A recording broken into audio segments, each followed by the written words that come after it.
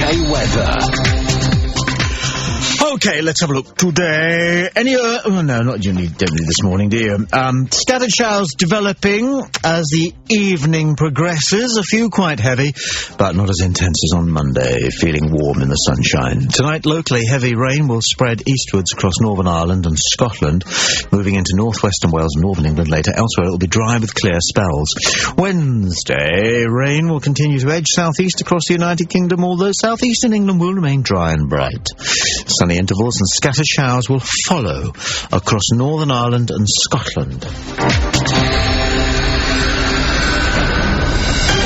home of free speech. Radio you won't hear anywhere else. Tommy Boyd, Play Talk UK. Happy birthday to you. Happy birthday to you. Happy birthday, Mr. President.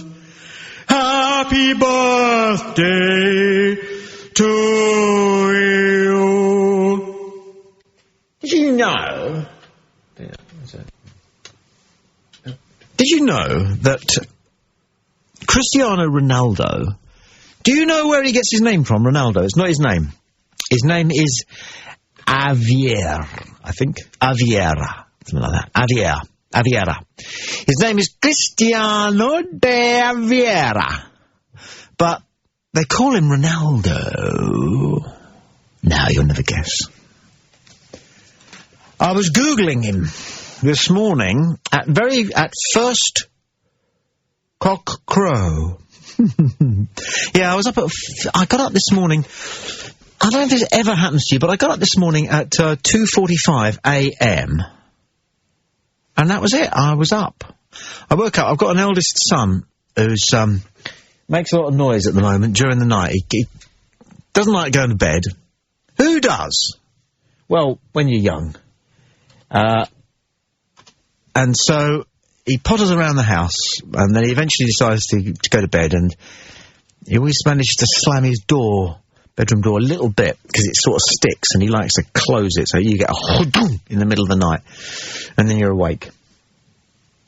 And so I'm awake at 2:45, and what do? Well, thank goodness for the laptop. Alright, so I'm onto a laptop, and I'm Googling Ronaldo. There is a reason for this, but I won't detain you. But the thing is this. Either you've got an inquiring mind, and I hope you have, good listener, otherwise you wouldn't be bothering with what we do here, because I think this is for the inquiring mind. Oh, and by the way, our phone lines are out at the moment. It's not possible to phone the programme. It's not possible to call me. I don't know if our emails are working. They might well be. talk@playradiouk.com. And I believe Skype is up and running, play.radio.uk. This is a technical issue which is beyond our orbit. That's posh way of putting it. So, you have two sorts of minds, those that are inquiring and those that aren't. Now, unfortunately, a great many of the humans that we share this planet with, and indeed share democracy with, and I'll come back to that in just a second, because I do have my views on democracy having already gone too far. It's gone too far. I believe that people under the age of 18 should be allowed to vote, provided they can show that they are worth it. That's all they have to do. You have to show you're worth it to do anything else in life. How come you just get a vote the moment the clock goes midnight on your 18th birthday? That's not right. That is not right. Otherwise you could say, okay, anybody can be a high court judge, but you just have to be 35. And what difference are you between 34 years and 364 days and 365, therefore you're 35, bang, I'm a high court judge. Right, guilty, not guilty. Shut your mouth, lawyer. And what I'm saying is that democracy may well be seen in the future to have gone too far and given votes to the Neanderthals amongst us, who don't care, aren't interested, don't have an inquiring mind, don't understand the concept of responsibility, don't understand the concept of consequence of actions. when we decide to do something, we have to recognise that if there were options involved, the consequences of our actions will be our fault, our responsibility. We'll get the credit if they work, and it will come to haunt us if they don't. See, so many of the Neanderthals amongst us, they like to think that if it didn't work out for them, that was somebody else's fault. The system, the government of the day, their MP, the council, their teachers at school.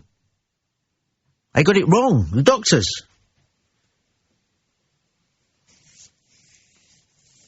Now, democracy possibly has gone too far, I think. And one of the ways in which society is dividing itself into groups is as follows. Those who have those inquiring minds, those who have curiosity, those who are interested, those who want to know and know more. And then as they come to know, recognising the value or lack of value of the stuff that comes their way. And saying, right, well, I will file that under useful, important, worth knowing, of value. And I will use that piece of information appropriately when the time comes. When the moment is there, this will be an appropriate piece of information which I will build into my opinion and decision-making process. And then there are the other people who know three things, and they learnt them when they were about 14. They read half a book, didn't like it, that's the end of that. They now know enough. They're not going to find out any more. They don't go looking for insight, information. They don't go looking for inspiration. They don't go looking for God and the devil. Which I think is fun. So do you, good listener. Otherwise you wouldn't be listening to this live or by podcast. Hello if you're podcasting. Good day if you are around the world. And so I have a bit of an inquiring mind. So there I was. It was about 3 o'clock and the birds were starting to sing. Buggers get up so early in the middle of June. In the United Kingdom, on this day of our Lord, 16th of June, I believe it is, 2009, we're about 8 to 10 days away from the longest day of the year. Could be the longest day. Dun, dun, dun, dun, dun, dun, dun. Good film. And we'll come back to D-Day at another point. But anyway. So there I am, and the birds are singing, and it's 3 o'clock in the morning, and there's some light beginning to just finger the leaves of the trees around the front garden, because we're in the front. And I've got the old laptop on. Dum, dum, dum, dum, dum, dum. The noise they make. And then, for reasons I won't go into, I decided to find out if there was anything I didn't know about Ronaldo. £80 million worth of footballer. And there was loads of stuff I didn't know about the boy. It was, to me, fascinating to find out how little I knew about Ronaldo. His real name. Cristiano de Aveiro. Or Aveiro. So where does he get the Ronaldo bit from? I'm not going to tell you, why should I? It's fascinating. It's a made-up name. I believe it's on his birth certificate, but his dad made it up. Now, I have to say that I did get this on Wikipedia, so it could be Horlicks. And I had heard something before about him being called Ronaldo, which was that it was out of deference to all the great players of Brazil who call themselves something or other. Ronaldo and Robinho and But according to what I read, Ronaldo is called Ronaldo after Ronald Reagan. What it said was that Ronaldo's father, Des, I think his name was a huge fan of Ronald Reagan, and so he gave his son the middle name Ronaldo. Virtually beyond belief. So I found that out. And then I'm reading away, and what I discover is that Ronaldo is not only not really technically, well, technically, but not really Portuguese at all.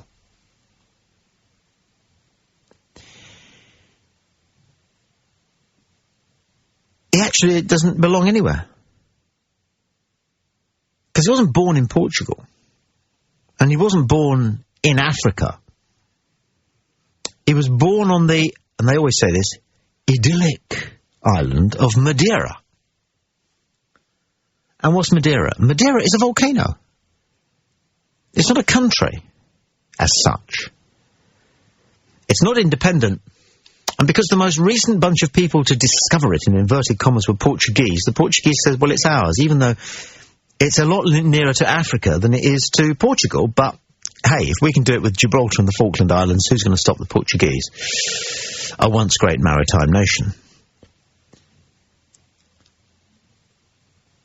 So, Ronaldo, because Madeira is literally, technically, part of no continent, it's not. Because I looked up Madeira, and this wasn't a Wikipedia thing. Madeira almost is no country. It is almost nowhere. It is almost no man's land. It is almost, you know, the sixth dimension. Madeira. And it's kind of got no soil. So, how fascinating and fantastic that the world's number one footballer, I'm not saying he's the best in the world, I'm just saying that he is at the moment the World Footballer of the Year. That the World Footballer of the Year, okay, should be a man saddled with a very silly middle name, which he then takes to be his one and only name.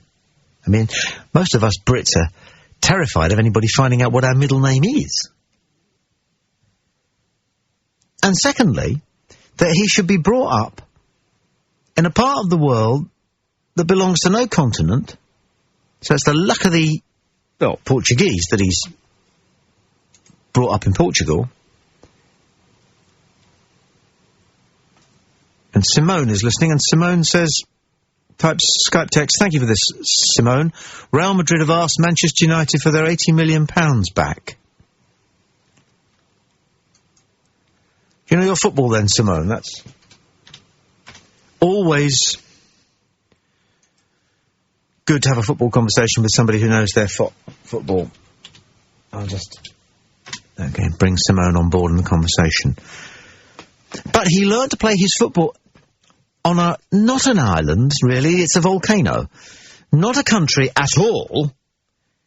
But they got precious little earth and no grass. It's all volcanic dust. Now, why am I boning on a... Boning? Why am I going on a... I'll stick with boning. Why am I boning on about this? Because it's just interesting, isn't it? It's not just... I mean, I know it's not arresting interesting. I know you're not kind of stood stock still, taking the dog for a walk, listening to your podcast, or wherever you are now. Simone has Skype text back, yeah, they just found out that they can buy a big girl's blouse from Primark for £5. That's not bad. Real Madrid have asked Manchester United for their £80 million back, says Simone. They've just found out they can buy a big girl's blouse from Primark for £5. Jeff has Skype texted in, what happened last night? He says, I got 2 minutes of Simon Darby and then Play Talk disappeared for the rest of the evening. Shame it had to be a Monday, as we missed some of the best shows on Play Talk. Yep. Will last night's shows be available on podcast? They weren't made. We had a massive internet blackout, which briefly affected everything that the Something Corporation was engaged in, all our various multimedia activities. And sometimes you forget that we're a different type of radio.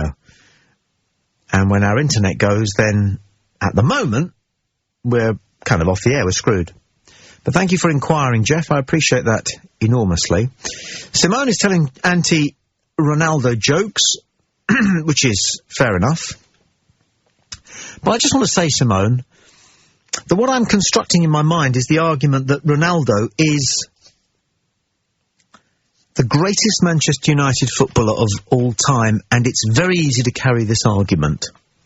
People will say Bobby Charlton, they'll say Eric Cantona, George Best. There have been Brian Robson, maybe even. There have been a few good players. But Ronaldo is seriously something special.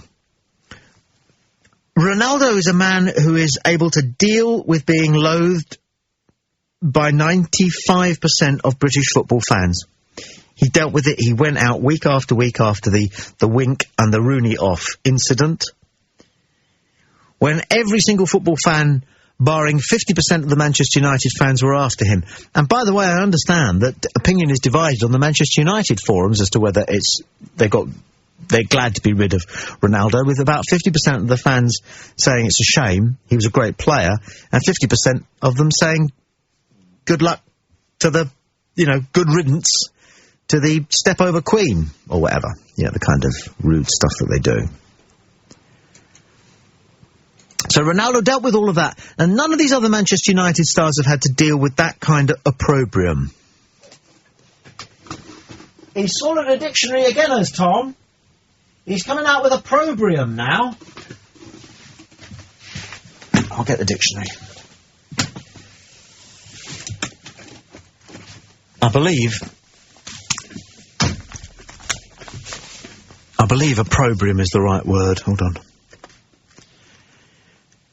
None of the old Manchester United fans had to put up with the opprobrium. Hold on.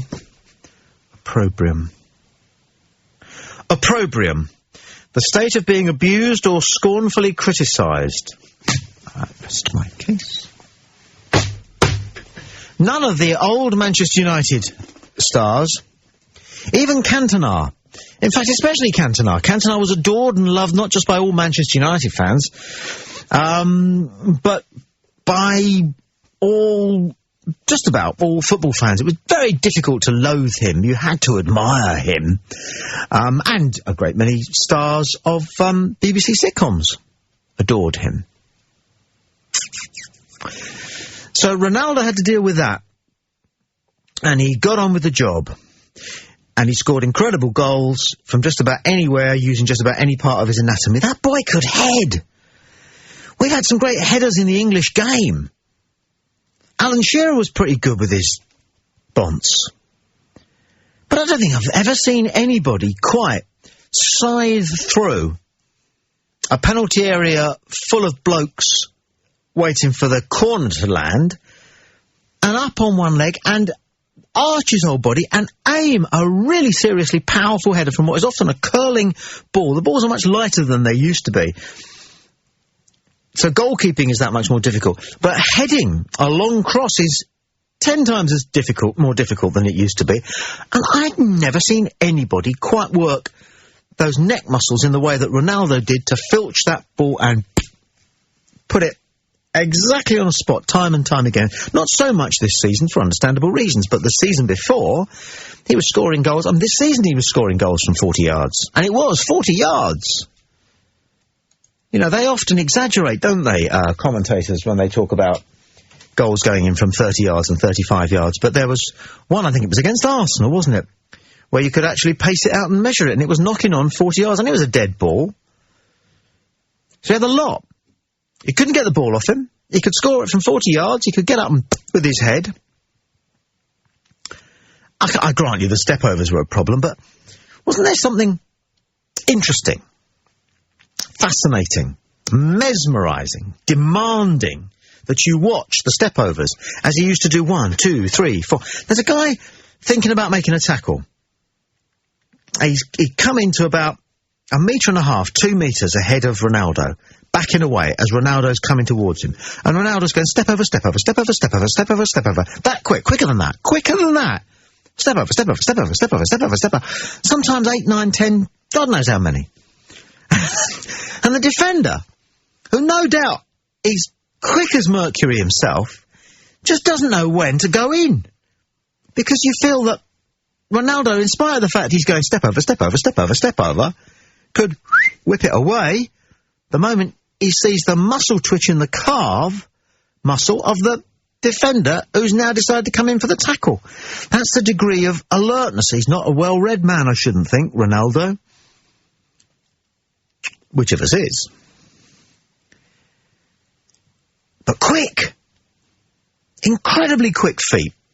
Incredibly quick mind. And the other thing that always tickled me about Ronaldo, you know, is that apart from the goalkeeper, Van der Sar, 6'5", Ronaldo was usually the tallest player on the Manchester United side. He was the biggest player. He was the quickest by a distance. He could score from 40 yards. He could walk the ball into the net. His heading ability was weird for a Latin player. They don't normally score goals like that, Latin players. They do not like to come crashing in and give the ball a hell of a whack and put it just under the bar. They prefer a little flick at the near post. And I'm not being racist here or nationalistic. I am just talking about different styles of football.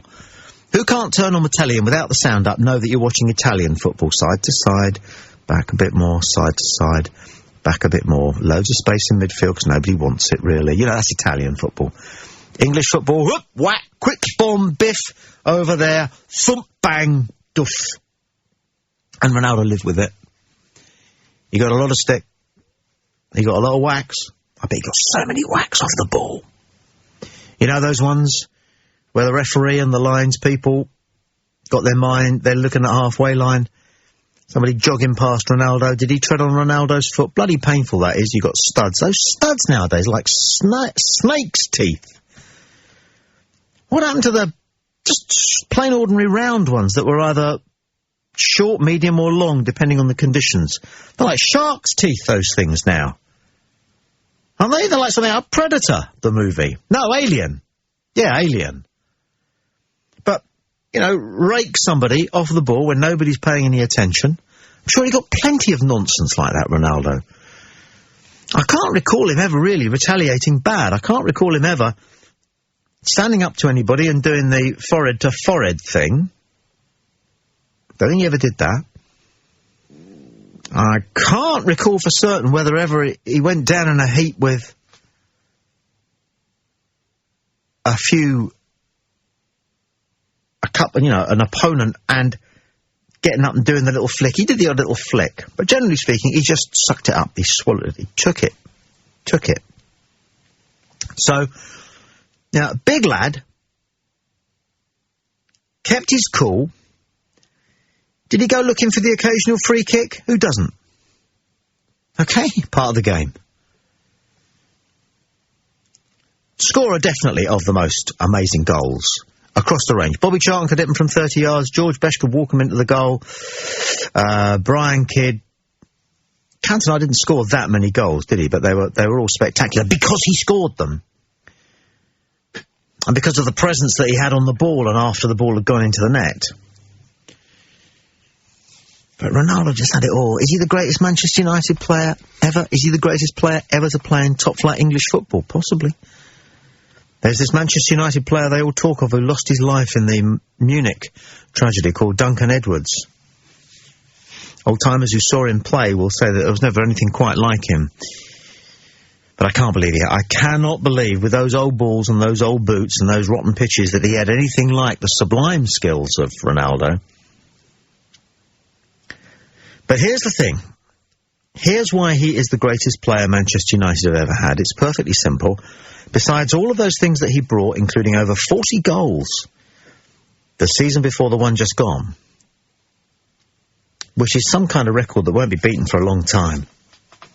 He was just scoring goals sometimes whenever he felt like it. They won, didn't they? The best prize in football. They won the World Championship. Manchester United won the European Champions League. I don't know how many Premier League or Premiership winners' medals he got. An FA Cup, Carling Cup or whatever it's called these days. He got the lot. So it's, in a sense, right for him to move on. But here's the thing. Bobby Charlton, George Best, Dennis Law as well, really. Eric Cantona. They stayed with that club, Manchester United, until their career was either over or almost over. Ronaldo has done Manchester United a tremendous service by deciding to go when his price tag is just as high as it could possibly be. And he has earned that club a profit of £68 million in his own 2 legs. I believe they bought him for 12 million and have sold him for 80 million. I found myself researching Ronaldo this morning just out of interest, and that would be my phone, so... Part of the Something Corporation. Eeny, meeny, miny, mo. Chatter podcast, buy it too. If it squeals, let it go. Then pop to playradiouk.com/podcast and download another show. Playradiouk.com/podcast. It's like going to a library without actually having to go. We would have things come across the screen that was unexplainable. You can see, animals, demonic entities, figures in the room. We heard the words get out very strongly. You can think those things are actually there and that your house is haunted.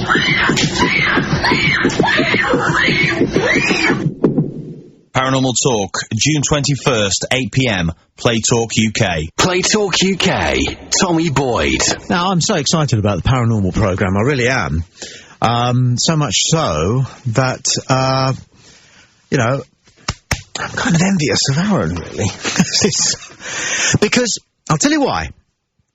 We're doing the first of what I hope will be a succession of regular paranormal show, a paranormal slot, because I can't bring myself to, like you, good listener, I can't bring myself to believe in anything for certain, but I absolutely know that there must be something else, okay? And whilst there's a chance, however small, that paranormal investigations will turn up something, then I can't resist it. It's like boxing. Boxing, I wouldn't miss it if they banned it, but whilst it's around, I cannot resist it. And I cannot resist paranormal stuff. Now, what Aaron's been, we've talked about, and I've shouted a few ideas, and he's gone, yeah, maybe, because what we do here at Play Talk UK is we give people rope. We give people rope, not to hang themselves with, but to go for a walk. In fact, really, frankly, we let a lot of people off the lead. Because most people know what they want, and they know what's good, they know what's interesting, as do you, good listener, and that's what they want to achieve. And no amount of telling people things, and what to do, and what they did wrong, and how they should do it in future, no amount of that will get a better piece of communication out of somebody. Only makes them nervous, puts them off their stroke, makes them think that they're supposed to give some kind of a performance when they're at the microphone, whereas in actual fact, what you want and what we want is their real selves. Absolute honesty.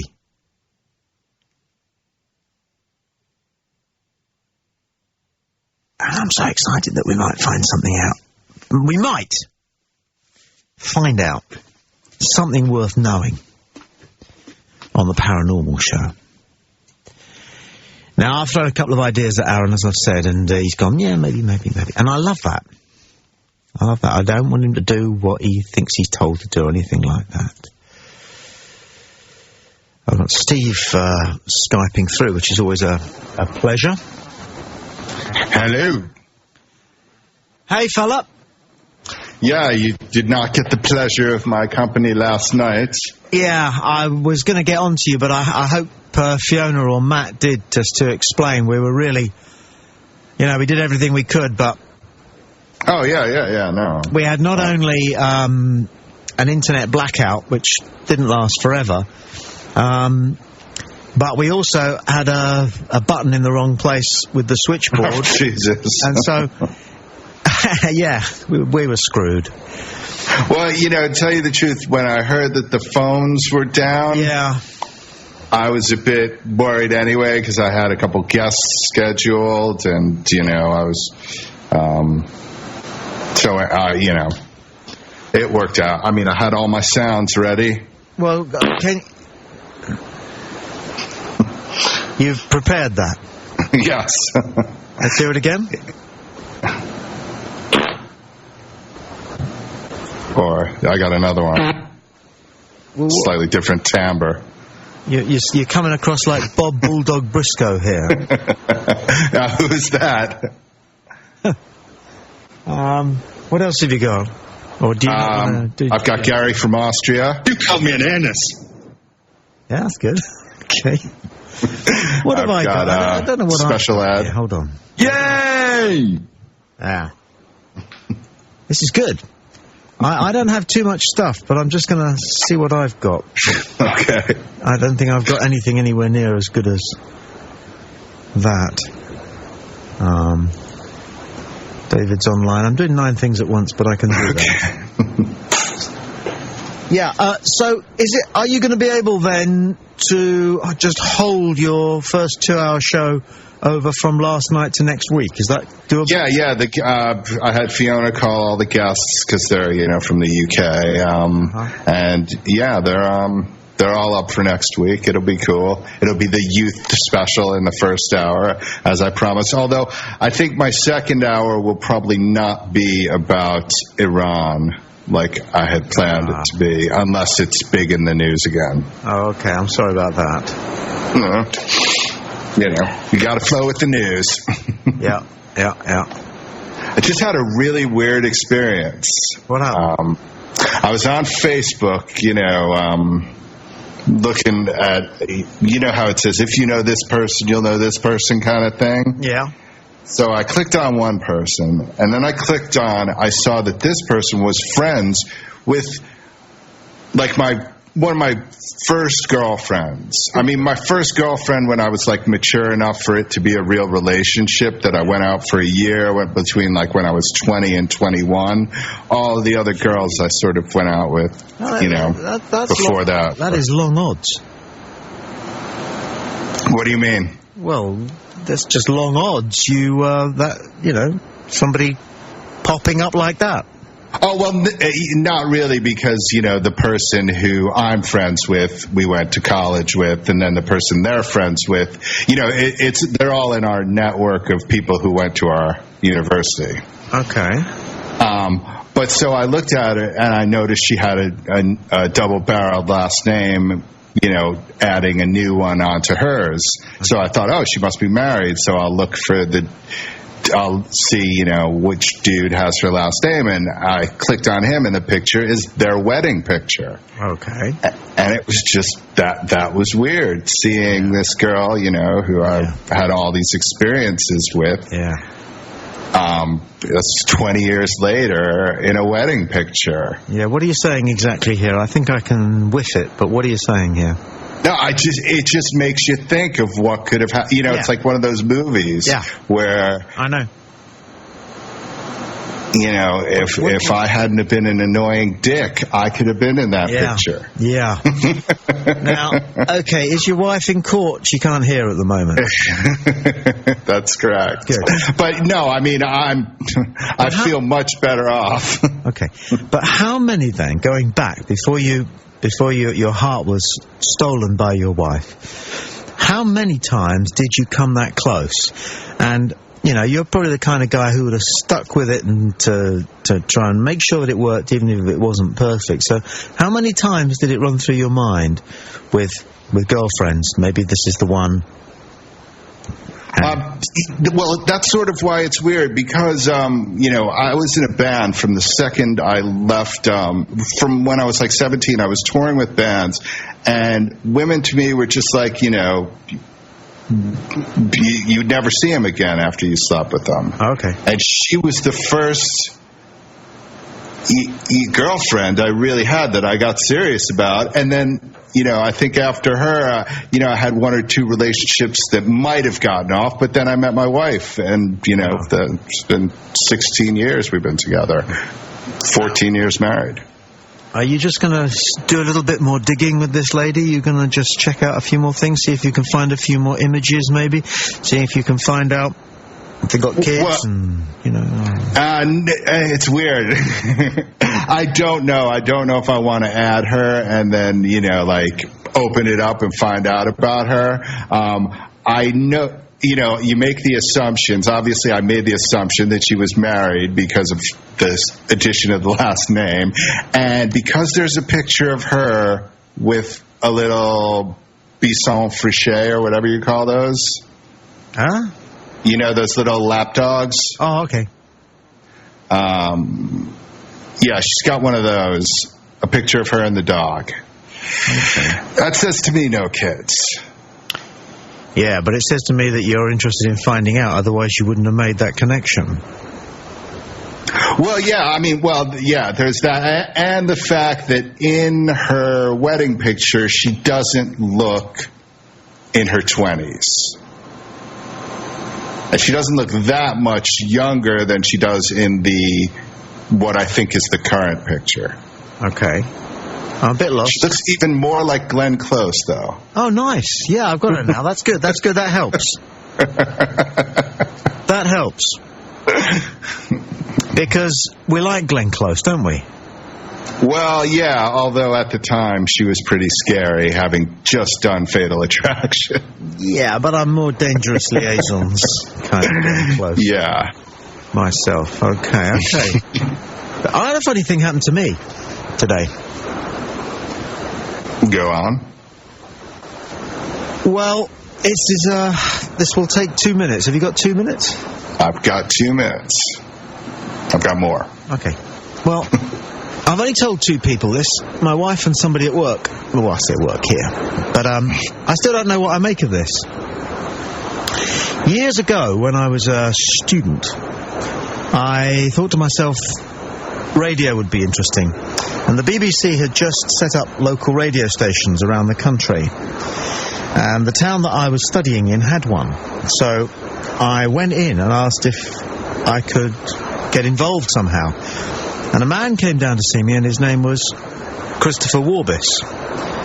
And we became friends. And he was a really, really, really helpful, supportive, very gentle guy. Very blokey, leather jacket, beardy, you know, blokey beard, dark glasses, very blokey, always talking about the women and everything. And we were good friends for 4 years, and I mean really good friends. And then he had to go up north to work, and we didn't hear too much about him. And then, about 10 years later, I got a phone call saying, "Hello, it's Chris Warbis here." I said, "Hello. Nice to hear from you. What gives?" He said, "Well, I'm ringing you for a reason." He said, "It's just that I'm no longer Chris Warbis. I'm now..." I know what you're going to say, but go ahead. Christine Warbis. So I did what I think most men should do. I didn't go, "Jesus, what?" Of course, I went, "Okay, Chris, that's great for you." And she... Did the voice sound different? No, not at all. Not at all. And she, and I quickly got used to saying she instead of he, having known this person for 15 years. She said, as part of her therapy, she'd been advised to go and see people who knew him well, who will now affirm her new status as she. And I was on her list. So she drove down. My 2 boys were aged 6 and 4 at this time, and she got out of the car, 6'2", with hadn't changed anything apart from a softer face. That was about it. Same gait, same gentle, warm smile, same kindness, but same blokishness. The body language, the gait and everything. Well, honestly, you know, just as male as I remembered. And we had a very interesting afternoon in the house. My boys were quite, curious about this, but I didn't say anything. And off she went. And then about 5 years later, I got another call. She was in town with a friend of hers, could she drive by our house and just say hi and have a cup of tea? And I did, and she said to me she wasn't crazy about the kind of talk radio that I was doing at the time, which was a bit bombastic, and she believed, you know, in nice things. And I said, oh, well, you know, it's just a bit of, just a bit of fun, just a bit of fun. Anyway, I was up last night. I woke up at 2:45 in the morning, and the dawn was up and the birds were singing, so I got messing on the laptop, and this guy who I used to work with in radio about 30 years ago Skyped me, and he said, I don't think you've heard the news, but Christine Warbis has died. So I said, oh, okay.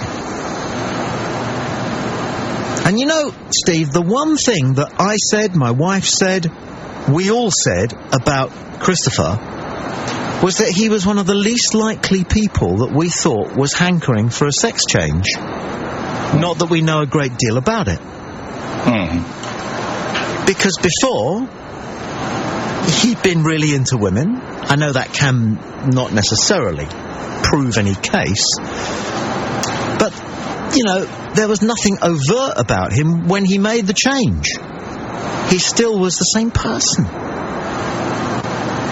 Anyway, maybe it was such a secret. Well, here's the thing. Here is the thing. Only in talking to this guy in New Zealand did I get the missing piece of information about what happened to Christopher. Because when he went north, and I lost touch with him, and he was working in Yorkshire, he met and fell desperately in love with a lady. And I mean, so in love with her that everybody remarked on their closeness. You know, their inseparability. And then one night they were going for a meal, he got out his side of the taxi, went round to get her out of her side of the taxi, and she was dead. Jesus. He just died like that as he got out of the taxi. And from what I understand, he held her and didn't know what was going on, and but she'd passed away. And it was shortly after that he decided that he wanted to be a woman. And I'd realised when I met her that she'd taken the name Christopher and turned it into Christine, but that she'd chosen a middle name that meant nothing to me, and I didn't ask, and that was Jean. And what I found out this morning is that that was the name of the woman from whom he had been so abruptly separated.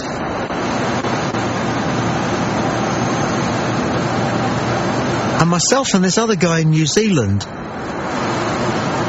found ourselves speculating that part or all of the reason why he wanted to become a woman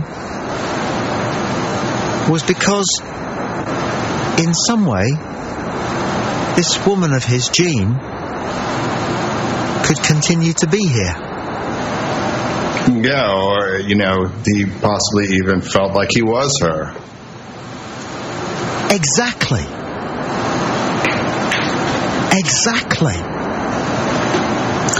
It's funny, though, being in the business that you're in, when in between the time that he told you about this and you met up with him, yeah, were you thinking it was some kind of wind-up? No, because he wasn't that kind of a guy. He had a gentle sense of humour, but he wouldn't have done anything like this. He was also a serious man and a serious woman, and quite heavily involved in politics at quite a high level. It appears that nobody up north knew that he had once been a man. Oh, God. And indeed, that nobody down south knows that he became a woman, and that indeed he's safely gathered in. But, you know what? It's just left me all over the place today. I've had to tell a few people that I'm not myself today because I'm just thinking it through. I put Barber's Adagio for Strings on my iTunes and iPod, and and went for a run, and when I got to the river, I started blubbing, shamelessly, but so what? There was no one else around, who cares? And my head was just going round and round with it all. Did this man choose to somehow try to keep this woman alive by becoming her? As you said. Yeah, I mean, I was thinking more of, it was not, say, he tried to do it, but just something that happened, like maybe almost even a mental disorder. Yeah, I don't like to think of it as being a mental disorder, although, if it was done in all sanity, it's one of the most bizarre acts in the name of love I think I've ever heard of. Don't you need, I mean, I only know this from movies like Transamerica, but don't you need like a certain level of signing off on a sex change vis-a-vis counselors and psychologists? You have to live as the person you want to be for a period of time, show yourself as the person you want to be for a period of time. And this guy I was talking to in New Zealand, who's a BBC guy, he said to me there was a famous incident at Broadcasting House. They have a bar opposite Broadcasting House where all the broadcasters and producers go to have a couple after work. And one day, to everybody's astonishment, Christopher came in dressed as Christine. And now that takes a lot of guts. Was that before or after the operation? Before the operation. As I presume, part of the process of living as the person you want to be, and just making sure that it's right, because I believe it's not a reversible operation, for one thing.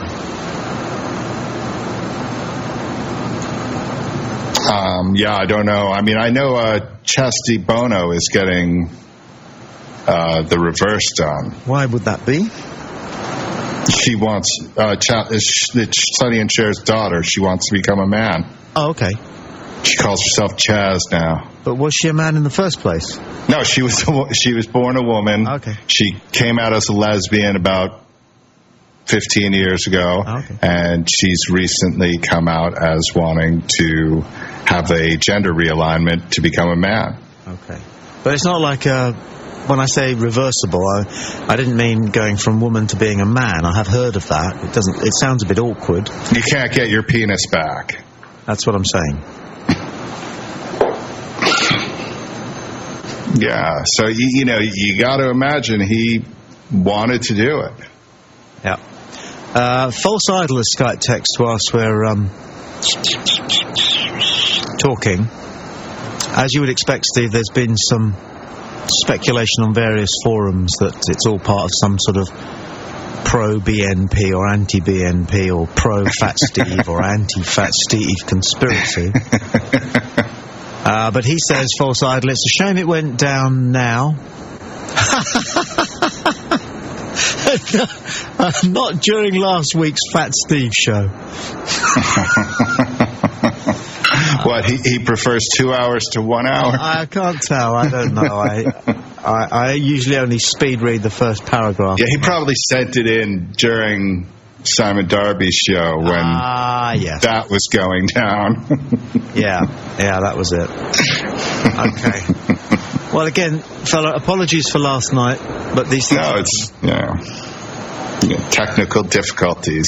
I'm, glad that I didn't have to deal with what Simon did and just, start the show and then get cut off.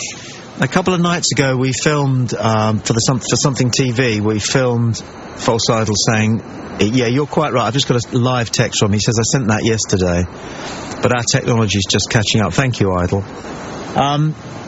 We filmed a piece of my show on Play Talk UK for Something TV, and you were involved, Steve. Yes. And you've been picking up quite a lot of comments about your lovely place. Oh, cool. But no offers yet. No. It sucks. Not at our end, anyway. Is the property market beginning to well, our realtor says a lot of stuff in the 200,000 to 300,000 range is selling now. but we're in the 5 to 550 range, or people looking for 550 or higher. That's why we priced it at 550. We figured, get both of them. In the United Kingdom, you do see properties advertised for 900,000. This is obviously pounds sterling. And then there used to be nothing until you got to 1.1.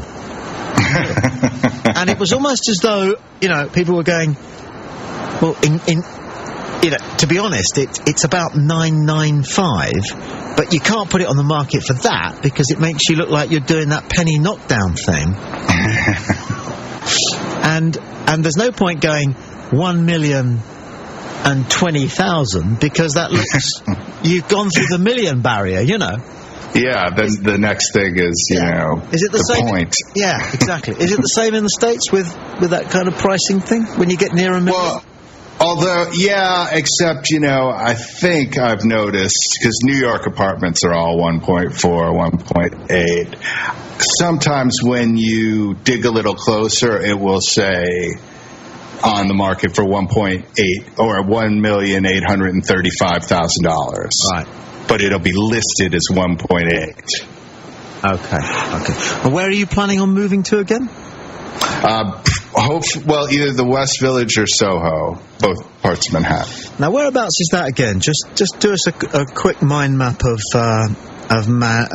New York. It's 5 districts or something, isn't it? Yeah. Well, Manhattan. There's 5 districts of New York City. Manhattan is New York County. Manhattan is really what people refer to as the city. Yeah. And Soho is south of Houston Street, which is downtown, and the West Village is also downtown. That's south of 14th. That's between 14th and Houston, and then Soho is south of Houston, and that's what Soho stands for. Okay, and the east-west roads in the New York grid, they go from 0 and count up? The east-west roads are, downtown, way downtown, like by the World Trade Center, it's all street names, Bank Street, Wall Street, stuff like that. Yeah, obviously Wall Street. So where does the grid kick in? It kicks in, there's Houston, and it kicks in after Houston, you got first, then second. Okay. And it goes up to about 210. Now, in London you have, and we know this from playing Monopoly, in London, Mayfair is the place to live, and then you've got Knightsbridge, and there are various other sort of, opulent, leafy parts of West London that are very close to the centre of London. What's the most upmarket address in Manhattan? Well, it's hard to say, because, the Upper East Side is a place where you would probably live if you were a banker. Okay. Whereas someone like Ricky Gervais bought a loft in Soho. Did he? Yeah. So we're seeing a lot of him on Letterman? Yes. Oh, really? Yeah. How's he going down over there? He's going down well. Good. He sold out Madison Square Garden for his comedy show.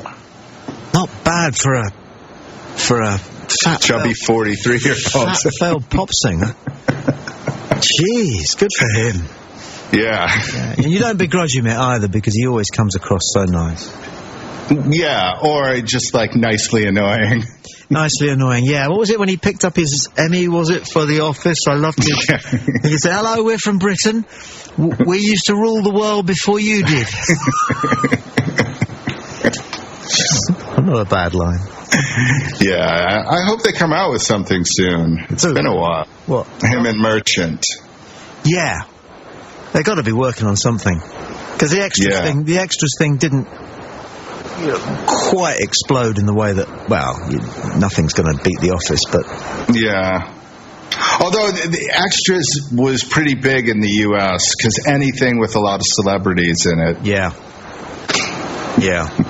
Did the Americans? We had some British celebrities who really did a good job of self-deprecation, self-effacement. You know, Kate Winslet, I think, was given that line, and she did it, which is what the world really wants to know is, when is Kate Winslet going to win an Oscar? Yeah.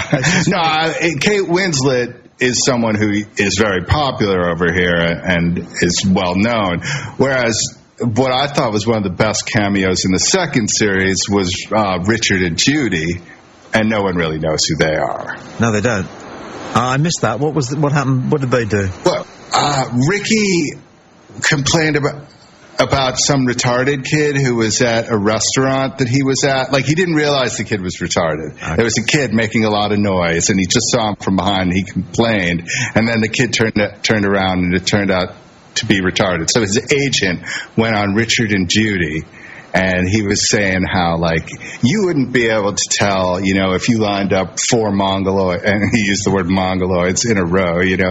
He's like, you wouldn't be able to tell which is which just from looking at them from behind. And Richard's like, can we get some mongoloids? How about next week we'll have... Yes, so the comedy there lies partly in the shock use of a word that's definitely very politically incorrect, but we can... Yeah, and the fact that he's so you know, like, that, you know, a TV guy should be sort of savvy about that, but that's his sort of persona, being an idiot. Yeah. Too. And the girl who played his sort of but not girlfriend in Extras seems to have crossed over to your side of the pond, and they've taken hold of her. Yeah. She's doing all right in Hollywood, isn't she? But having said that, I can't recall exactly what it is she's just been doing. She's an Ugly Betty. That's the one. That's the one. Now, why hasn't that become as big as the likes of Sex and the City and... I don't know. It seems pretty popular. I mean, I see ads for it all the time. Is it good, or is it just one big joke that gets in the way of everything else? I've never watched it. No, me neither. It's not, you know, it's not for me. No. Again, me neither. I watch Lost. You do? You did? I do. You know, it's one of those things where, you know, if I was to give up after 5 seasons... Yeah. There's only 19 episodes left. Ooh, boxed set. I mean, everyone seems to think it's like a Shaggy Dog story. Or not everyone, but there are people. People don't understand it, yeah. Well, yeah, or they just think at the end the writer's going to be, yeah, it was all a big joke. Well, about 3 weeks ago here at Play Talk, somebody was talking about movies, and I said, well, you know, we've got loads of DVDs at home that we've seen 2 or 3 times, and we probably will never watch them again, but not for 2 years or 3 years, even if we do. So why don't I bring a bunch of them in? And so I did, and I just lay them around my desk. And I said to anybody, want to grab any of these? Grab them. And now everybody's bringing stuff in. And it's interesting because there's a sort of a pecking order thing about it. You know, and I've got Kurosawa up my sleeve, you see. When any of these guys think that they've got me with Scorsese, bang, I'm in with Kurosawa. Woof, is that Buñuel? Yeah, who wins, baby? But I've been sidetracked. I've been railroaded by the boxed set brigade. West Wing. Yeah, the TV box set is a good... it's happened, hasn't it? Rainy day type of situation. Rainy weekend. And Fargo is another one that is... Yeah, my dad has the Coen Brothers box set. Yeah, there you are. It's got Fargo, The Man Who Wasn't There, Barton Fink. Good movie. But, big fella, I gotta go. Okay, yes, 1 o'clock ad break. Yeah, cool. Good work. All right, bye-bye. Continue. There's the 1 o'clock ad break. In the beginning, God created the heavens and the earth. Over the next few days, he worked tirelessly, creating light, animals, and Adam and Eve. Now, this took about 6 days, and on the 7th day, he rested.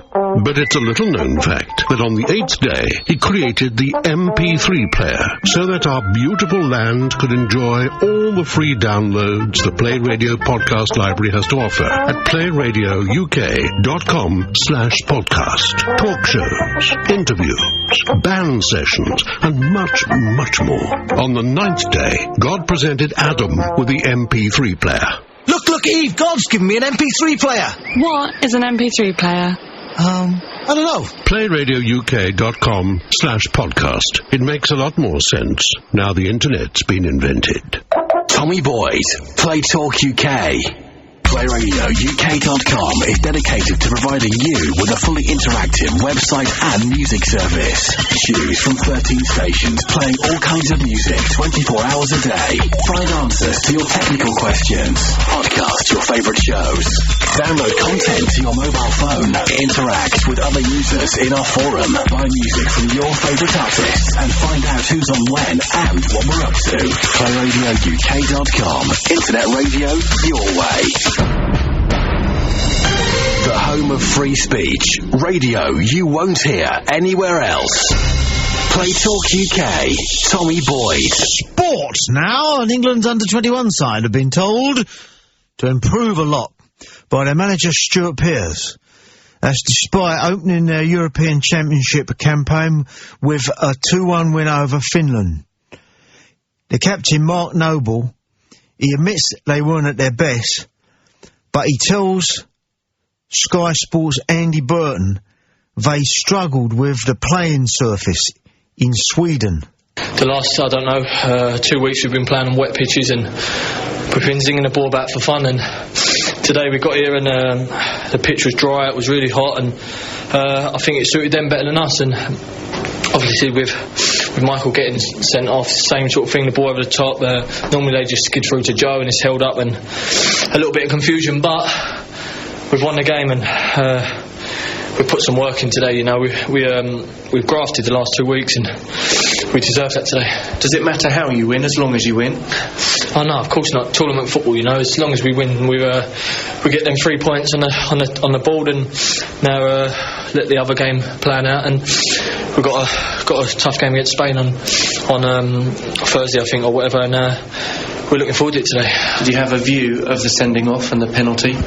No, I didn't actually. I didn't see it, to be fair. There was a few balls over the top that caused us a bit of trouble, and with the balls being so light and the grass being so dry, it was a tough one for the centre backs today. But they dug in well. Unlucky to Michael, he's a fantastic player and he'll bounce back from that, no doubt. And obviously Mike are coming up with a great header, and we worked our nuts off, and I think we deserve that. Just finally, this sends a bit of a message to the other teams, doesn't it? You've grounded out, you've got the points, and now the other two have to go and play. Yeah, obviously we're going to be delighted. We've got an hour's journey back to our hotel, and we prepare right for Thursday, and we've got our 3 points on the board, and no matter how we've done it, and I'm sure nobody's going to care that we weren't playing Barcelona football tonight, but we won the game. That's all that matters. Well, I care. I care. I really care, Andy. What's this boy's name again? Andy Burton. No, Mark Noble. Captain Mark Noble. I care, Mark. I care. It's like the interview. It doesn't really matter what you say, as long as you manage to do it in a fairly slovenly accent, and using all sorts of words like "to be fair."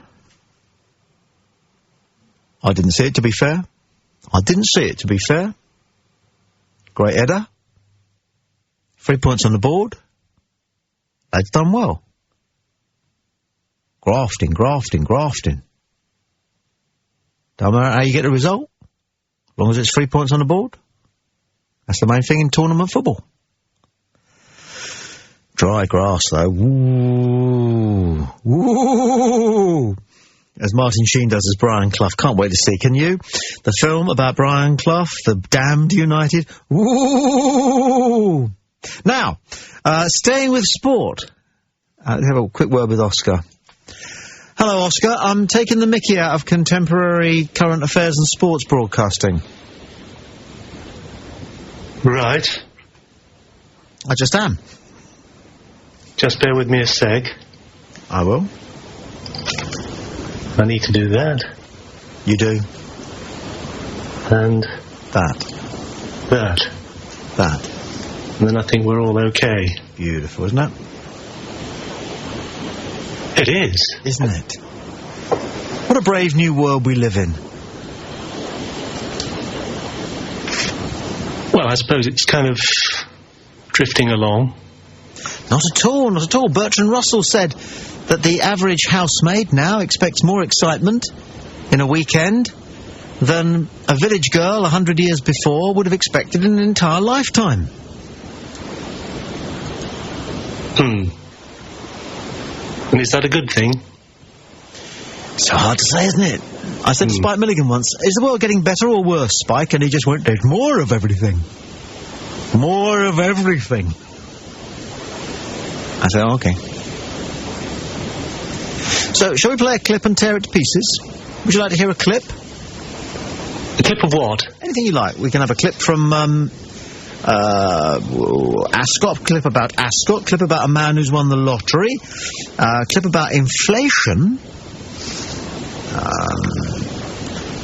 clip about Britain's plans for the digital age.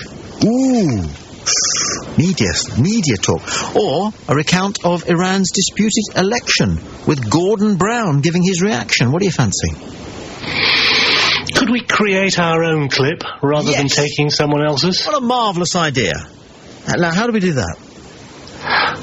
Well, maybe if you and I just have a little discussion. Okay. That might be a way of creating our own original output. It's the way forward. But that's a bit of a cliche. So that's good for a clip. Yes, indeedy. I mean, if I just quickly play the football one again, shall we count how many almost meaningless footballing things that he says, the bloke? Unless you wanted to talk about something else, I'm rather hijacking you, Oscar, here. Well, I don't know if I was hijacking you. If you had an agenda there that if you were going with something, because I mean, you distract yourself sometimes. I think in your opening monologue, you started on something and then you branched off. I mean, this is how conversation goes, or... Yes, but I usually come back to my original theme or point. Yeah, I think you sort of did eventually. I thought at one point you weren't going to, and then you actually did, so I suppose that's true. But it got to the point where I was thinking he's actually forgotten what he was talking about, and he started talking about what he said he was going to talk about a little bit later on. He's now talking about it now, instead of talking about it later on. But I stuck with it for long enough, thinking, well, maybe let's just see if he actually comes back to it, and... I was down the pub with an old friend on Friday afternoon, and I started to explain something, and then I got distracted because I was reminded of something else. So I did that, and then I couldn't remember where I'd started from. And that does happen from time to time to all of us, and it was very annoying. But I got back to it about an hour and a half later. I don't know how that came about. And was the person still there that you were intending to tell about it in the first place, or had he long gone? It was, and she noticed that I'd got back to the original point. She said, and there you are. Where did that come from? I said, I don't know. And did that impress her, or did she think, well, what is this guy doing with all these long meanderings of his mind where he goes off on these long tangents? No, I didn't talk for an hour and a half. I could, but I didn't. No, we had conversation, and it moved hither and thither and thather. So it wasn't a disaster then? Never a disaster, Oscar. Excellent. Not when there's sunshine, beer, fags, and good friends. Let's play 30 seconds of Gordon Brown. Okay, looking forward to this. Well, no, what we're going to do is we're going to deconstruct it, right? Right. You and me, using our wit and intelligence. The Darth Vader of Kirkcaldy. Exactly. So here's what I have. A recount of Iran's disputed election could be held. That's what the country's top legislative body, the Guardian Council, are saying. At least 7 people have been killed in 3 days of street protests. Both pro and anti-government rallies are planned for later today. Now, here we go, Oscar. Gordon Brown has this morning given his reaction to the situation in Iran. Now, you haven't heard this, have you? I don't think I have, no. No, me neither. I wonder what he says. What do you think he's going to say? Some kind of waffle that doesn't really mean anything. Yes! Something that you can't actually pin down. Something along the lines of, we are aware of the situation in Iran, and we believe that the process, the democratic process in Iran, must be allowed to fulfill its course. In the meantime, we are monitoring the situation carefully. And it's really up to them, but in actual fact it's kind of up to all of us really, but not really, because it's actually up to them, and whatever happens will happen, and whatever doesn't happen won't happen, and ba-ba-ba-ba-ba, and pee-pee-pee-pee-pee, and... We have every faith in the Iranian people to secure the right outcome from these events. How about that? We have every faith in the Iranian people to secure the right and proper outcome from these events. Something like that. Well, maybe he's going to surprise both of us, so... Shall we play it? Yeah, let's hear it. Here we go. Elections are a matter for the Iranian people. Hey! Elections are a matter for the Iranian people. What do you think? Well, I think I got that one right on the button, didn't I? You did. Elections are a matter for the Iranian people. But if there are serious questions that are now being asked about the conduct about the elections, they have got to be answered. And there must be no violence in response to peaceful protests. I think Iran has got to look at this very carefully, because the relationship they will have and the respect they will have from the rest of the world will depend on how they respond to what are legitimate grievances that are being expressed and have to be answered. Actually, to be fair, he's a good bit more committed to the protesters than I thought he was going to be. Didn't you think? Mm-hmm. Yes, well, I guess his stance is meant to be fairly anti-Mahmoud. Yeah. What's his name? So, to kind of stick with the script, yeah, the general gist of what he's saying has to be a little bit more on the side of those who are anti the nasty bloke, but without really being too much that way. Yes. What is his name again, the president of Iran? He always wears a light-coloured wind cheater. Well, you never see Mahmoud, I'm mad in the head is what Nick Abbott calls him. Ahmadinejad. Yes, Ahmadinejad. Yes, him. He always wears a wind cheater, and he's got an open-neck shirt on. And I would have thought, a fundamentalist, this is how he's being portrayed, would have been more likely to wear, well, some sort of national Iranian costume, outfit, garb. Wouldn't you? Well, this is the New Age. New Age fundamentalism. Yes. Wind cheaters. But I don't know, is he such a bad bloke? He let those Brits go, didn't he? In the end? He let the Brits go, and did the girl make the money out of the newspaper thing that she was... don't know. Don't know, did she? Now, he's being portrayed, of course, by some of the press in this country as a Holocaust denier. But I don't know what it is that he's said about the Holocaust, do you? No, I don't know what he said about that. I mean, if he said maybe the numbers have been slightly exaggerated, is that Holocaust denial? No, it's not denial, it's a slight revision of the figures, I guess, isn't it? It's just I don't know of anybody who said... anybody who's got into trouble for this bit Holocaust denial thing, whose point is that it never happened. There were no concentration camps. There were no horrible killings. I don't think anybody's stupid enough to say that. I may misunderstand, and I don't mind talking about it because nobody else is. I think most Holocaust deniers are just saying, are you sure about these numbers? It was a terrible thing. Is it not possible that more people lost their lives as a result of illness and disease and starvation and terrible conditions that were knowingly imposed by a heinous regime. But are you sure about the gas chambers and the death camps? And as far as I'm concerned, the truth is so important, I'm interested to see the reaction when people ask those questions, if that's what they're asking. It doesn't make me a Holocaust denier, for Christ's sake.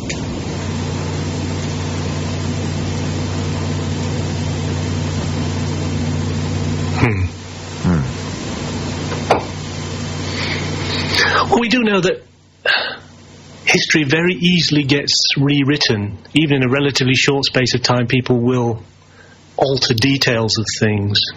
I mean, the Holocaust, specifically, I don't know anything about it, I'm afraid. I'm not an expert on that sort of thing. I'm fairly convinced that it did happen, and... exactly as you were told? Well, I don't know. I honestly don't know. Because if it happened exactly as you were told, that's one thing. But if it happened slightly differently from what you were told, the question is why? Yeah, well, but the impression I get is that it was a horrendous thing and very deeply regrettable thing, but as for your question about why would anyone change details, I guess that's down to people having agendas that they want to portray things in a certain way in order to strengthen some point that they have or some angle that they're coming at things from.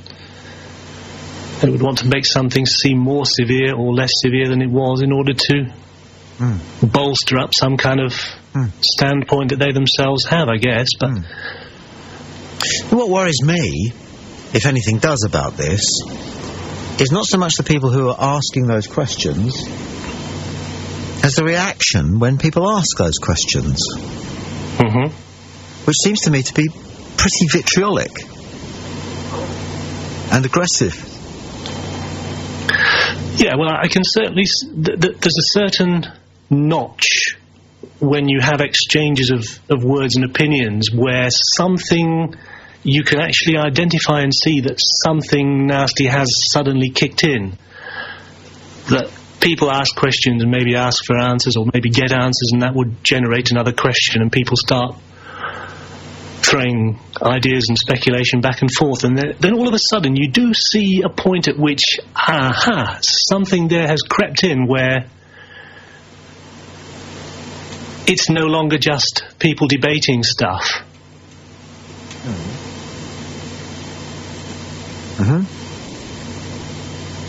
I was listening to some people having a bit of a religious debate earlier on today, and you could tell that debating about religion's all right, interesting, sometimes it can be good for a ding-dong, but then you get, all of a sudden you hear, well, hang on a minute, there's someone there who claims to be religious, but in actual fact what I can hear judgment creeping into their argument, and it's almost like, I can suddenly hear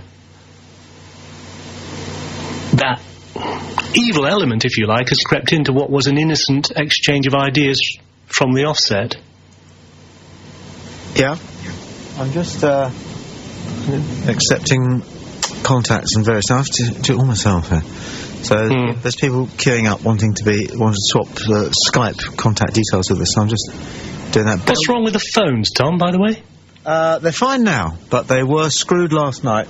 We found out why. It obviously took a bit of tracking down. That's how it is with technology. There's a shed load of technology here at the Something Corporation, and, you know, our stuff is just, it's still having the pipes blown through. Do you know what I'm saying? Yeah, so the phones are available now, are they? People want to call in? Yes, they are. Just let me check that. Hold on. Oh.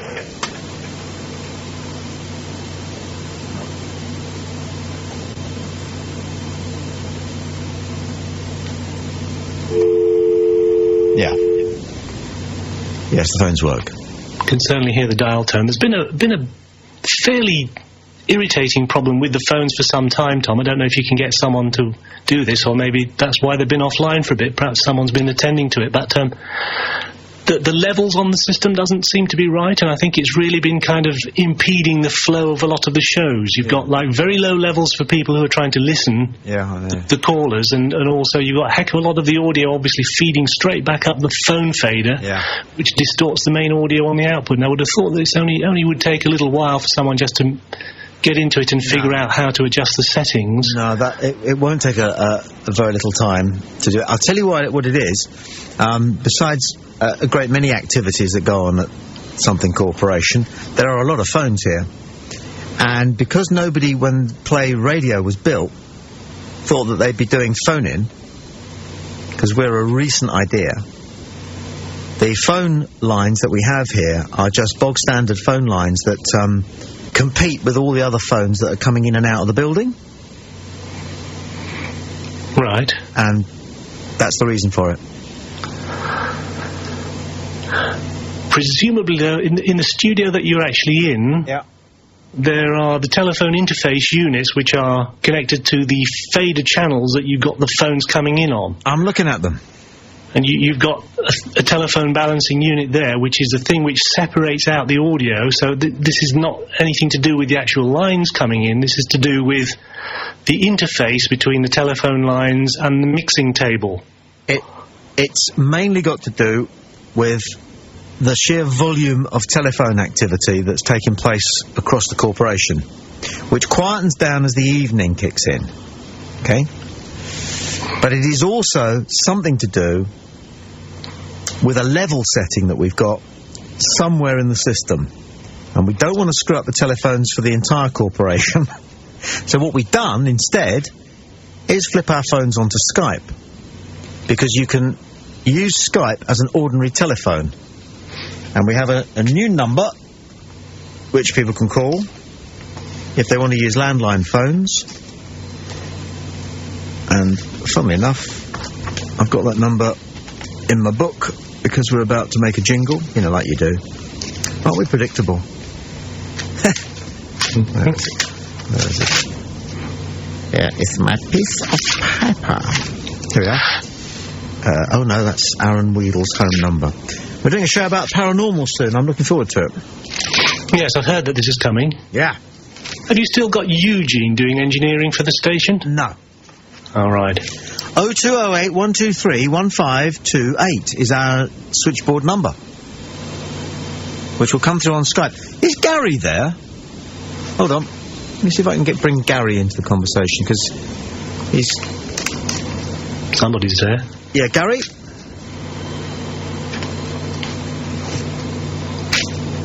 It says ringing on my little panel here. Okay.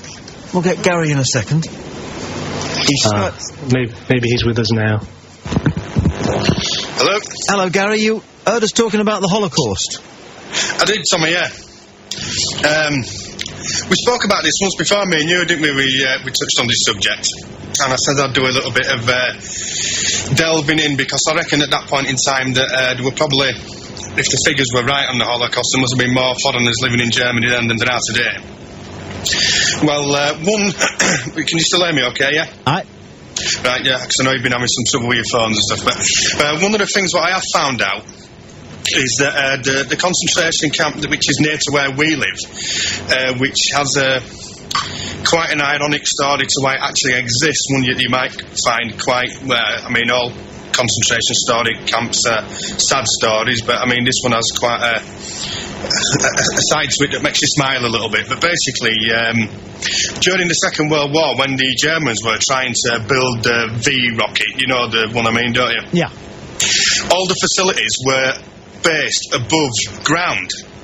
So what happened is the British used to send spy planes over Germany and other parts what they'd taken, get photos and aerial images of these camps, and then they'd send bombers over during the night and basically blow them to pieces.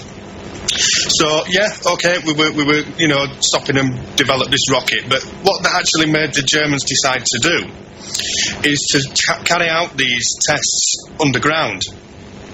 So what they did was they came down here to near where I live, at the side of the Alps, and they started building tunnels into the side of the mountains in order to be able to protect the research facilities, because obviously there's no point in dropping a bomb on top of a mountain that's 1,500 metres thick. It's not going to have any effect at the bottom. Now, what was happening is that the main camp in the part of Austria where we are, which was called Mauthausen, had 40 separate little camps which all belonged to its register, so to say. Now, Mauthausen was actually a hospital camp. It wasn't a concentration camp as such. It was more for ill people. This is how I've read it. And what they were doing is the people who were working in these mines were blasting. So a charge would go in, there'd be an explosion, and these people were sent in immediately afterwards. These people were made up of, I think there were Polish, Romanians, there were even some Germans in the camp who were prisoners. They were probably just people who had something against the actual Hitler regime. French, Italians, sorry, I'm just getting this related to me now, but there were a whole mixture of people in there, and basically, bomb went off, and before the dust had even settled, they were getting sent in, and a lot of these people were starting to suffer from the effects of toxic gases, which were being given off by these explosions, plus the amount of food didn't, work out to the amount of calories that they were burning, so malnutrition were kicking in. They were in a bit of a state. Now, Camp Ebensee has actually written down on its own history books that a lot of these people, when they became ill, were sent to Mauthausen to recover. And what were happening is that these people were coming into Ebensee from all over parts of Europe. They were getting registered in the register. And then what had happened is they'd become ill 3 or 4 months later, they'd get sent to Mauthausen, they'd stay in the register, and when they came back from Mauthausen, they were put in the register again. So Mauthausen has actually, Ebensee has even said that their figures are not correct. So that's the people who basically wrote the history telling us that, these are the figures we've got, but we can tell you now they're not right. So. Okay, now, you've put that together yourself? No, it's basically what I've read down at the actual concentration camp. It's 10 minutes from where I live, and it's all there in German and it's all there in English, the actual story and the history of it. I've actually been inside these tunnels and had a walk around, and I've actually seen the photos of the destruction of the camps where they were carrying out the research, where the British had bombed. So, can you remember the kind of numbers that were quoted to give us some idea of the scale of this, and can you remember with some degree of accuracy the actual language that was used that acknowledged this mistake? Roughly. Right. They're saying that 8,000 people died in the camp. Its general occupancy was around about 2,500, I think, to 3,000. But coming towards the end of the war, as Germany was losing ground and a lot of other concentration camps were closing, they were bringing these people down and just sticking them all in Ebensee. And the eventual figure was around 26,000 mark. It would. Have you hopped off there accidentally, fella? Oh, they'll be on the forums with a conspiracy theory there. Yeah, we've just lost you for a second there, Gary. You there, Oscar? Oscar's gone too. Don't know what happened there. Okay, Gary, you may well be suddenly listening again. We'll see whether we can pick you up. But we don't have to do this today. We can pick up on this and just move this one around our mind just gently. And I think there's no harm in people doing that. And I do get concerned I really do get concerned when people jump up and down and say you shouldn't be talking about this. Because as long as we believe that there is only the spirit of inquiry and a preference for truth in the minds and hearts and mouths of people who are making those inquiries, then that is the right thing to do on every occasion. Unless a kind lie had been told, perhaps, we know about white lies, which had somehow managed to help or be responsible for a great, or at least a greater amount of good than bad.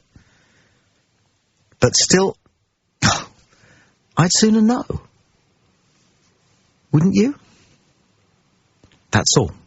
Genuine spirit of inquiry, and a genuine and utter revulsion for the many, many dreadful, unimaginably dreadful things that were perpetrated against ethnic and religious minorities during the Second World War by the most heinous regime the world can remember with any clarity, and that is the Nazis, for sure. Our Skype address is play.radio.uk. Switchboard 01243 51 55. Come on. 01243 55 61 61. And our email address is talk@playradiouk.com. Part of the Something Corporation. If you love the 80s, all of the 80s, and nothing but the 80s, then here at Play Radio, we have just the thing for you. Play 80s UK is here, and it's on our iPlayer right now, playing nothing but back-to-back 80s music with no interruptions.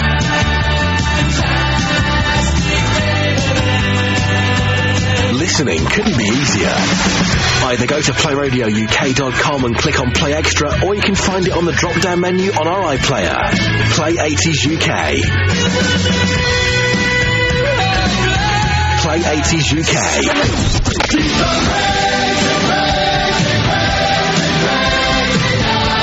Play 80s UK. Decadent delivered. Tommy Boyd. Play Talk UK. Decadence delivered. Excellent. Now, plans to rewire Britain for the digital age will be revealed, have been revealed, in a government report at 3:30 this afternoon.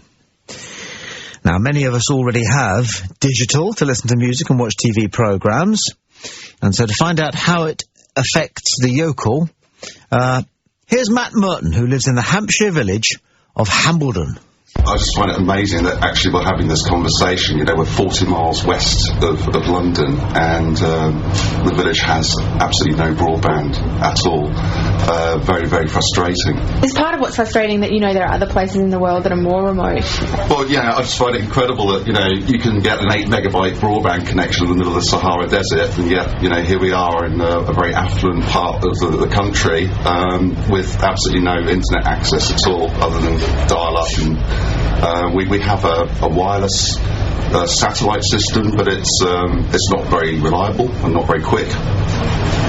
And what impact does it have on you as an individual? Well, I guess a lot of people, including myself, have to work from home, so, you know, there's that inconvenience. As far as education, you know, children are being told to use the internet more and more, and they can't get any, you know, reasonable connection speed. Dawn, can you tell me, just in terms of the impact on your life and your family's life, what problems does lack of broadband present? Well, my teenage son can get very frustrated when he's trying to communicate with all his friends. And geez, this isn't a news story, this is just a couple having a whinge, isn't it? You know, if you're going to go and live somewhere picturesque like Hambledon, and, you know, trust me, it is, then, you know, you're not going to get all the mod cons. You know, you're going to have to drive 2 miles to get fish and chips. Oh, it's an absolute disgrace. You know, you would think that in this day and age you'd be able to just walk round the corner and get cod and chips, but as it is, we have to get in the car and drive beyond the next village, in actual fact, for fish and chips. And the same really can be said of wine, you know. We do have a one-stop, but they only serve very cheap things like Jacob's Creek and so forth. Maybe some of the cheaper Rieslings. And so if we want a decent bottle of wine, and we're quite happy to prepare, just pay £9 to £13 per bottle, and they have to send off for it on you know. I mean, what? They live in a village, they ain't got broadband yet. And this causes problems for the teenage son, because he can't get onto Facebook. They get very cross. So cross that I'm going to play the Jones inflation story for you, and make Tarzan noises throughout. The rate of inflation dips to its lowest level in more than a year, and the UK's biggest supermarket is performing strongly. Our business correspondent, Anna Jones, has more. In the city, the FTSE 100 index is up 16 points at 43.42. The rate of inflation's gone down, but not as far as the Bank of England's 2% target. The Consumer Prices Index dropped to 2.2% in May. The fall's being put down to lower energy bills and easing pressure on food prices. Grim predictions for the jobs market. One report from the Chartered Institute of Personnel and Development says 350,000 jobs could go in the public sector in the next 5 years. And the TUC says it'll be at least 18 months before unemployment starts decreasing. Tesco's doing well in the economic downturn. It's reported a 4% increase in sales for the first quarter of the year, but that's not as high as its rivals Morrison's, which saw a 7% rise. Strong sales at Costa Coffee are helping owner Whitbread. It saw sales jump up by 18%. But the leisure company also owns Premier Inn, which has seen sales slide. Now, the question is, were you able to glean all the essential information from Anna Jones' report there? Was it distorted by the Tarzan and the chimpanzee noises? Were you distracted by trying to work out whether it was an elephant I was trying to do about 3/4 of the way through? Or did it somehow overall enhance the experience of exposure to important economic news, or apparently important economic news, to have it embroidered with a piece of sort of Paris surrealism? It's your shout. The Something Corporation. For more details, go to something.info. Love internet radio, but sick of being tied to your PC? Well, set yourself free with a dedicated internet radio from Revo. Choose from one of our superb range of portable, tabletop or bedside radios. From our award-winning Pico model, the world's first truly portable Wi-Fi radio, to the contemporary iBlick with its integrated iPod dock. Or why not upgrade your hi-fi system to receive internet radio by adding our Mondo Wi-Fi adapter? Whatever your listening requirements, Revo has a model that'll fit the bill. To see our full product range, visit revo.co.uk. Revo. Radio is our religion. Play Talk UK. Tommy Boyd. David Cameron sort of got into trouble today, did you hear, for doing a fake German accent when talking about passes.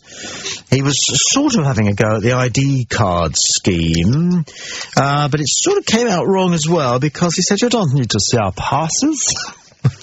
Which is actually a line from Star Wars, isn't it? You don't need to see their passes. But I think some people saw Second World War Great Escape type connotations about it.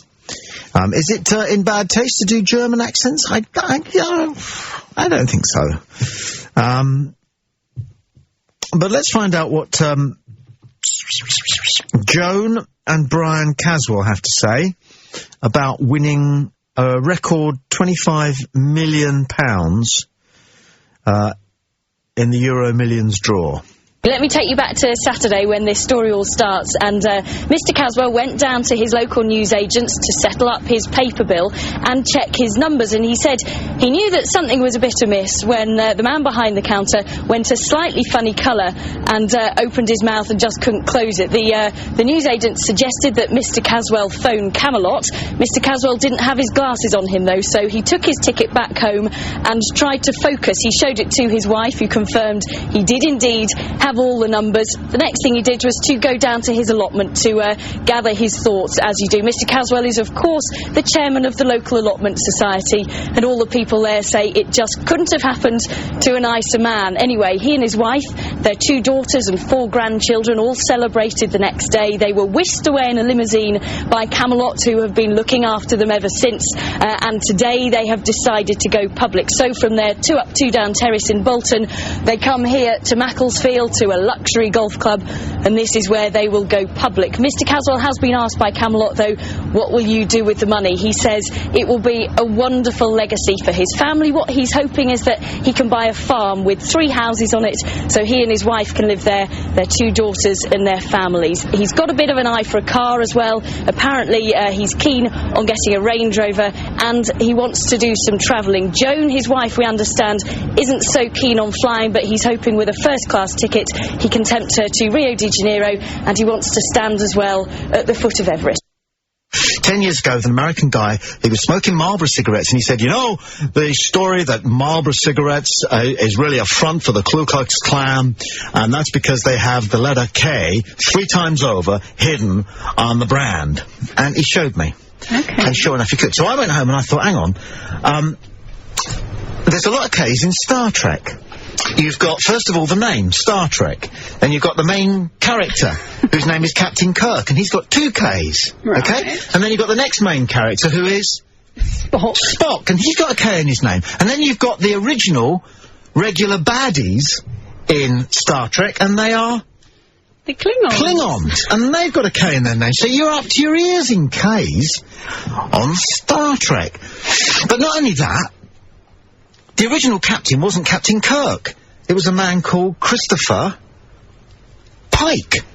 P-I-K-E, so that's another K. So then I thought to myself, well, Pike is an unusual name for a hero in a science fiction thing, isn't it? Yes. It's a funny name, isn't it? Yeah. So I looked up to see if there was ever anybody famous called Pike, and you never guess what? The man who founded the Ku Klux Klan was called Albert Pike. Well, some people think... I can hear Steve here. Some people think he founded the Ku Klux Klan. He certainly had a heavy involvement in Masonic... What he was is he was a...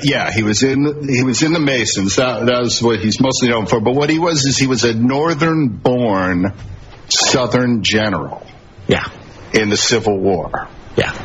And there's a big monument to him and a shrine, in fact, a mausoleum in Washington.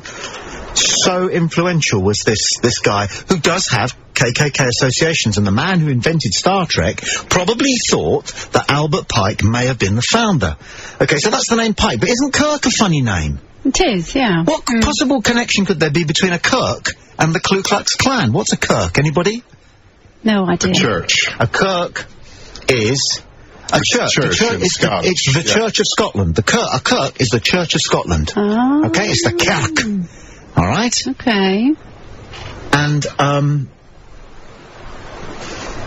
Ku Klux Klan, nobody disputes this, took a number of its important things, like its hoods and its burning crosses, from old Scotland. Okay? Wow. And to this day in America... Many people refer to their Ku Klux Klan not as the Ku Klux Klan, but the Celtic Kirk Knights. So the name Kirk, again, is an important word if you're in the Ku Klux Klan. See how it's turning into a nice conspiracy theory? So, who put them... could have come up with a good one for Kojak. Let's come back to that. Hang on a second. Let's start this up a little bit. Where's me Star Trek? Here we go. There we are. Now, production values. The final frontier. Production values. Right. Okay. Now, so who put up the money to make Star Trek? Because wouldn't it be weird if it was Marlboro cigarettes? It must be a mix. Wouldn't it be weird if Marlboro cigarettes paid for Star Trek? Okay. Well... You mean if Philip Morris was a sponsor on Star Trek? The people who made Star Trek was a studio called Desilu, who were making the biggest sitcom in America at the time, which was called, Steve? I Love Lucy. Correct. Well, probably the Lucy Show at that time. And who sponsored Desilu?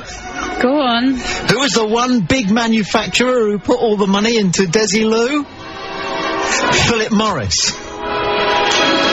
And what did Philip Morris make? No. Bloody Marlboro cigarettes. Now, excuse me, but I'm going right to the front of any queue of any kids who put conspiracy theories together. I just think that's so frightening. I'm beginning to believe it myself. That is good. But Fats knows his stuff. Well, the thing is, it's like... Back in the 1910s, 1920s, there were 2 million people in the Ku Klux Klan. Yes. So it would almost be difficult to find anyone from the South who didn't have some sort of relation to the Ku Klux Klan. And of course, it's like numerology. It's what's so great about it is you can have fun with it because you can always add up the numbers to be something. Yeah.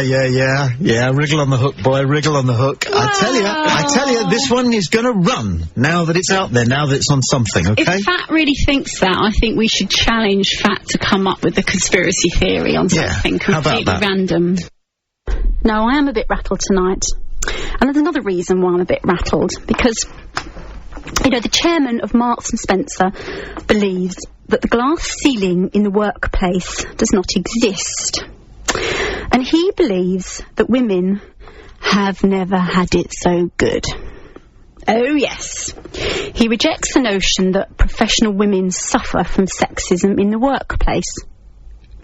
Now, first of all, in response to that statement, women have never had it so good, well, clearly, I should hope so, because if it was not the case, then we'd be moving backwards, wouldn't it? And, well, in my opinion, progression moves forward, and progression is preferable, isn't it? Anyway, he goes on to say that women can get to the top of any single job that they want in the UK. He says, you've got a woman fighter pilot who went on to join the Red Arrows. And, you know, just the one woman fighter pilot? How many men have held that post?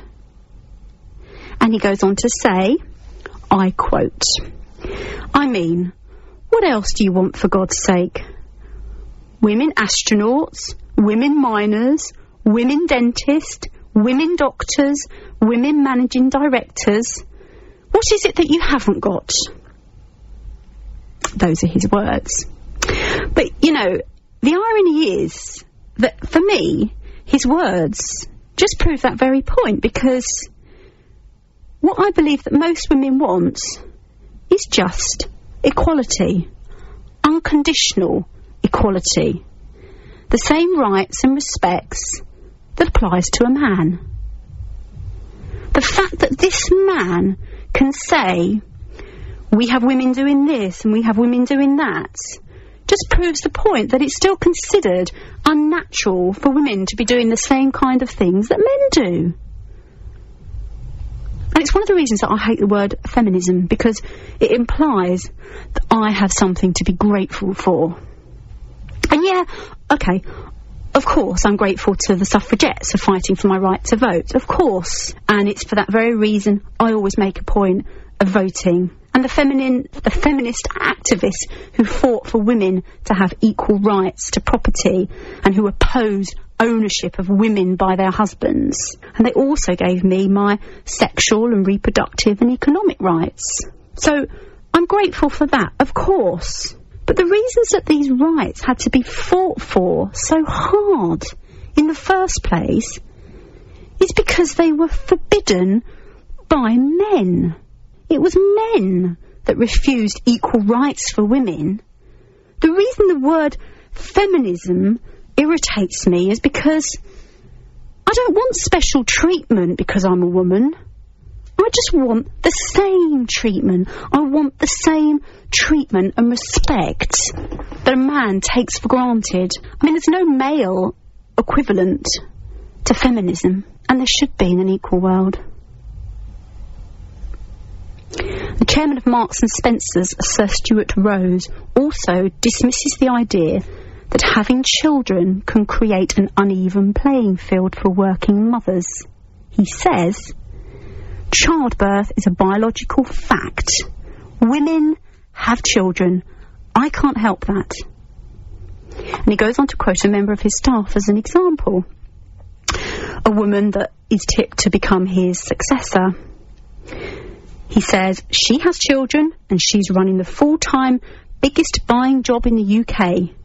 So, he says, it can be done. But you see, the difference, in my view, between men and women in the workplace is this. Women will have had to have worked twice as hard as men, I think, to be considered for promotion, and will quite possibly had to have kind of adopted some male traits as well. And they will have to overcome these prejudices about their gender, and that's prejudice from both men and women. You see, if men had children, in no way does it affect your career path. Yeah? Have you got children? Are you a man? Have you got children? Have you ever had to... Has that in any way at all affected your career? But if women have children, they clearly, obviously, have to take time off to actually physically have the baby. Of course, that goes without saying. But if they return to work immediately, then they have to face a whole load of dilemmas. They'll face criticism by some, and men and women, who will say that they're not maternal and they're unloving for even considering to leave their babies while they're so young. But if they take a career break to look after their children, they are then faced with having to start right at the bottom of the ladder again.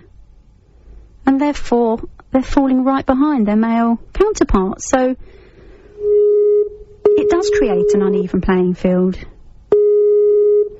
And then, you know, women will be under tremendous pressure at home, because women do, no matter how much they desire a career and how much they want to return to work, there's kind of something inbuilt, you know, within them that makes them feel unhappy about leaving their children behind when they go to work. But I'm pretty sure that I'm right in saying that most women do the lion's share of the work at home too. You there, Michael?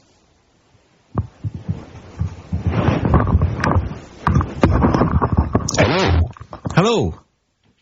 Are you there? Yep. Sound a little bit distorted. Are you a bit close to the mic? Hang on a second, I'll back off there. There we go. How's that? That's good. How are you? Not too bad. Good, good. You set? Yeah, pretty much. Is everything ready up there? Well, it's kind of interesting. I found out something that nobody here knew. We at the moment have got a big internet and phone line problem. The Something Corporation is down, and yet here I am able to talk to you. That's rather curious. Maybe some sort of weird magic in the air. Well, will you bear with me? And I'm just going to go and get Elmo. Hold on. Okay.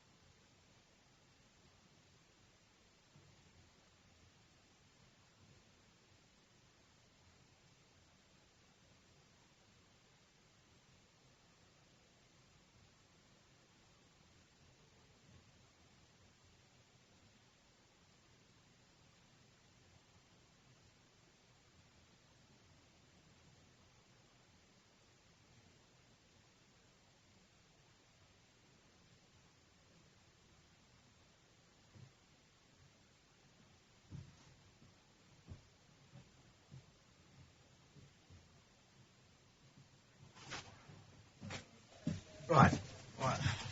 If you want to slip the cans on, if we're not on air, we can do this. I think you'll find that Michael is there. Yeah.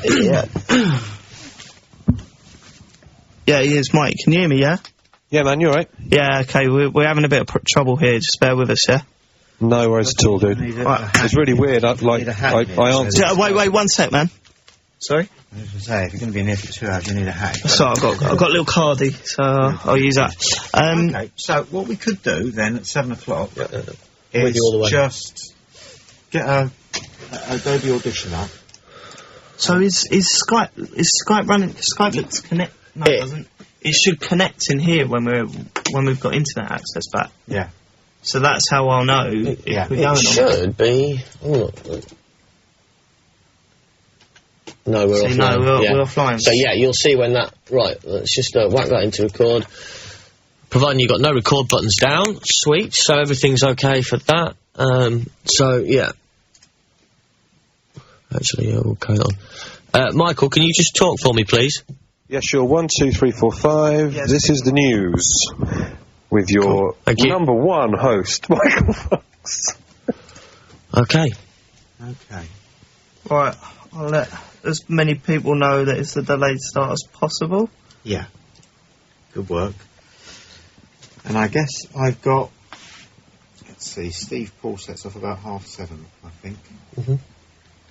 So I'm going to give myself 20 minutes. And if we haven't got it back, I'll offer him the opportunity of coming down and doing his show and recording it on Adobe Audition. Yep. Or taking the night off. Yep. I can't ask him to come all the way down here. Elmo, are you still there? Yeah, I'll leave that one with you. I don't really Yeah. speak to Steve, so. No. Although I need to, because he's going to the Formula 1, I think.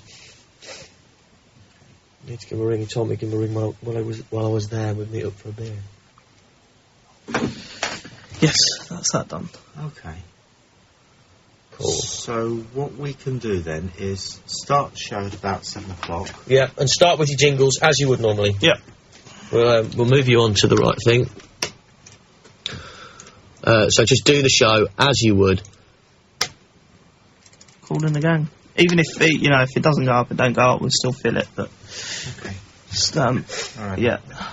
Just leave us to it. Now there'll be somebody here until midnight on play 2. Yeah. Which is Nathan, isn't it? Yeah, I think so tonight. All right.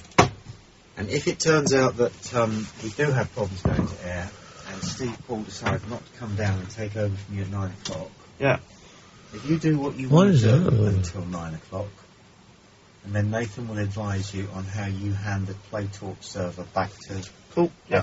It's just 2 buttons. All right, sweet. Yeah. Rather than fill your head with it by telling you now, No, I'm just sure, tell me I'm when sure we're you could cope. Nathan. The home of. Okay, listen. I'm going to go grab some water. Yeah. So just otherwise, I'm going to have to run out. Yep. Okay, good idea that, Tom. Cheers. Spot on. That means he hasn't voted. Yeah, and it also means with them being number 1 podcast, it keeps up the whole. Yeah, like you say, it's nice to come together for them now. Yeah.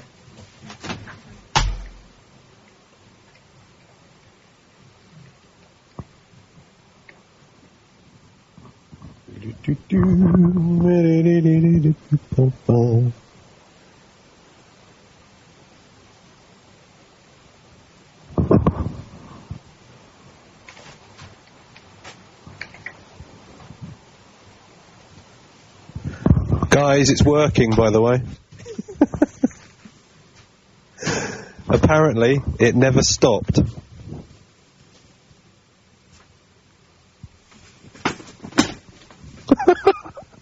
And Chapper says he can hear all the pre-planning. What's going on? What? Apparently. Yeah. It never stopped. Chappers can hear everything. Hello, Chappers. What? Hold on. What? Is that's odd. Oh, so we're broadcasting. So it would appear. What's up, motherfuckers? One sec. Hang on. It's Johnny on the phone. Matt, hello, Johnny. We're still broadcasting.